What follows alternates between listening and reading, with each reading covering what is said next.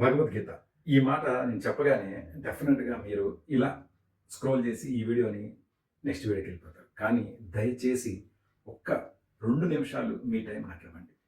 భగవద్గీత అంటే విషాద సమయంలో పెట్టుకునే చరమగీతం కానే కాదు.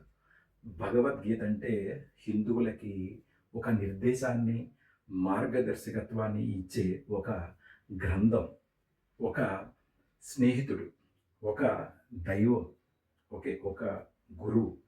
భగవద్గీతని మనం గనుక ఎలాంటి సన్నివేశాల్లో చదువుకున్నా, పఠించినా, ఫాలో అయినా మనకి మన నైతిక విలువలు బలపడతాయి.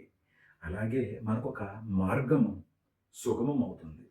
భగవద్గీత ఎంత గొప్ప గ్రంథం అంటే ఒక గర్భిణి కూడా భగవద్గీత వింటే లోపలున్న బిడ్డ కూడా చాలా పరిపక్వతతో, అలాగే మంచి లక్షణాలతో పిల్లలు పుడతారు అనడంలో ఎటువంటి సందేహం లేదు.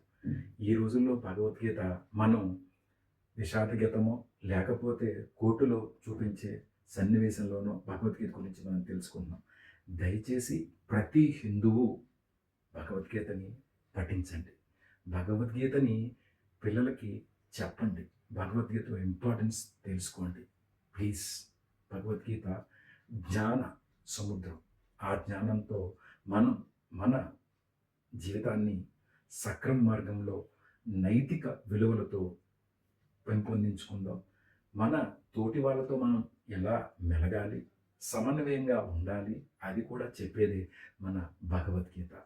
నా దృష్టిలో పిల్లలకు కూడా స్కూల్ అకాడమిక్స్లో భగవద్గీత పెడితే కనుక 100% సద్బుద్ధులతో మన పిల్లలు పెరిగి పెద్దవాళ్ళై మంచి స్టేజ్లో ఉంటారు. ఇప్పుడు జరుగుతున్న అరాచకం అనేది చాలా మటుకు ఆగుతుంది అనడంలో ఎటువంటి సందేహం లేదు.